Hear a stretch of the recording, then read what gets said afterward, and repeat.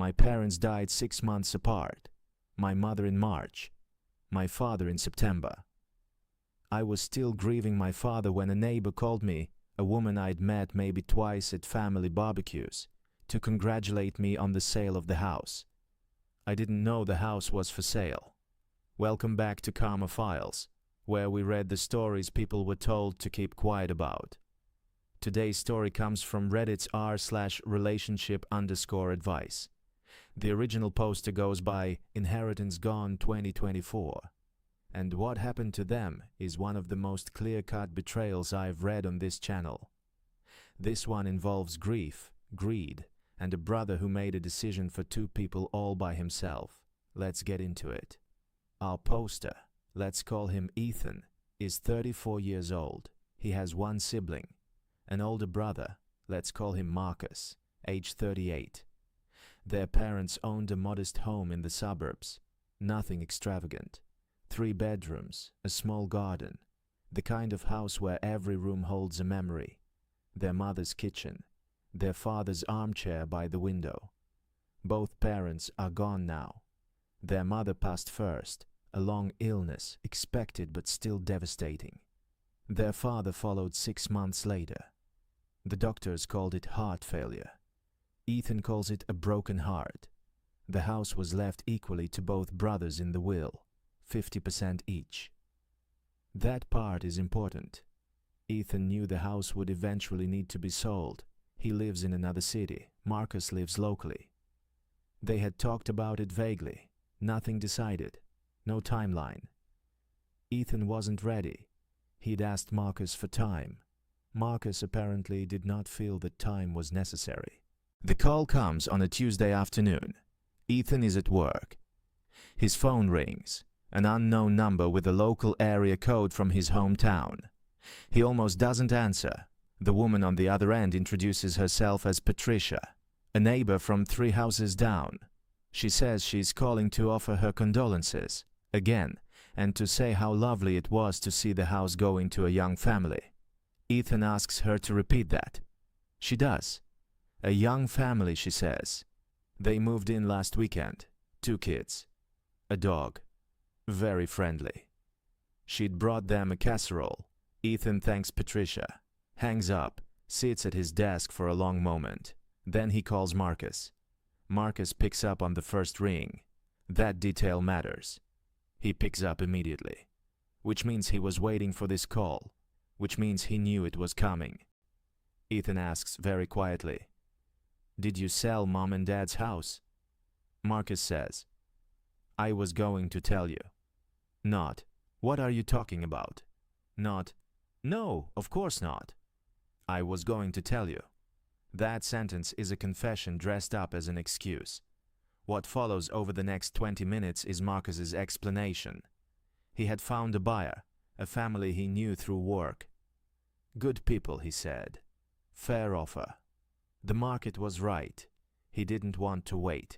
The house was costing money in maintenance and taxes, and he was the one dealing with it locally, and he felt it was the right decision, and he knew Ethan was grieving and didn't want to burden him, and besides, it was better this way, a clean break, easier for everyone. Ethan asks about his share of the sale. Marcus goes quiet. Then, "I used it to cover some debts. I'll pay you back." Ethan asks how much the house sold for. Marcus tells him. Ethan's share, 50% of the sale, is $94,000. Marcus had deposited the full amount into his own account. 3 weeks ago, he had not mentioned it. Had not asked. Had not even sent a text. Ethan had been grieving his parents while his brother was cashing a check for nearly $100,000 that half belonged to him. Ethan drives home that night. He doesn't yell on the phone. He doesn't threaten. He simply says, "I need to think," and hangs up. What he does instead is call a lawyer. His cousin, as it happens, is a paralegal. She listens to the full story in one sitting. Then she says 4 words. He committed estate fraud. Here is what actually happened, legally. Both brothers were co-executors of the estate. A co-executor cannot unilaterally sell jointly inherited property without the other co-executor's written consent. Marcus had forged, or more likely simply omitted, Ethan's signature from the transaction documents. The title company, the real estate agent, and the buyer had all proceeded without verifying both heirs had consented. This is not a family disagreement. This is a crime. Ethan sends Marcus one message that night. No anger, no accusations. Just this: "I've spoken to a lawyer. Please don't contact me until you've done the same." Marcus responds with 14 messages over the next 2 hours. They start apologetic, then explanatory, then defensive, then by message 11, accusatory, suggesting that Ethan had always been the difficult one, the one who moved away, the one who left Marcus to handle everything alone. And frankly, Marcus deserved something for all that work, didn't he? Message 14 is a voice note. Ethan does not listen to it. The legal process takes 4 months. Ethan's lawyer sends a formal demand letter. Marcus, faced with actual legal consequences, hires his own attorney. There are negotiations. There are uncomfortable conversations about their parents' estate that neither of them ever wanted to have. In the end, Marcus pays Ethan $94,000. Not willingly, not graciously. But he pays. He sells his car, takes out a personal loan, liquidates a small investment account he'd been building for years. Every dollar he had saved, he spends paying back the money that was never his to take. Ethan receives the final transfer on a Thursday morning. He doesn't celebrate. He sits with his coffee and thinks about his parents' kitchen, his mother's handwriting on the recipe cards she kept in a drawer by the stove, his father's reading glasses on the arm of that chair. Some things he thinks you cannot put a number on. The house is gone. The money is returned. His brother is a stranger now. That part, he says, is the one that still costs him something. The Reddit verdict on this one was immediate. Not the a-hole. Not even close. But I want to stay with something Ethan wrote at the end of his post, because I think it's the most honest thing in the whole story.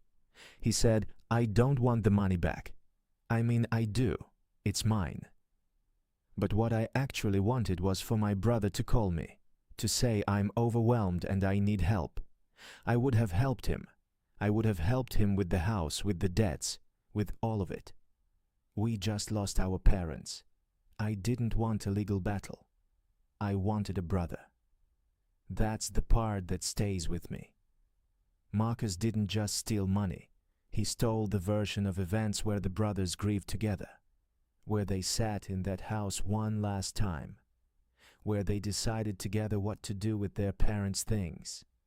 He made that decision alone, and in doing so, he made himself alone too. If you've lost a family relationship to money, an inheritance, a loan, a business, drop it in the comments. I read everyone. Submit your own story at the email in the description. All names changed. All stories read. New episodes every Monday and Thursday. And remember, the receipts always come out eventually.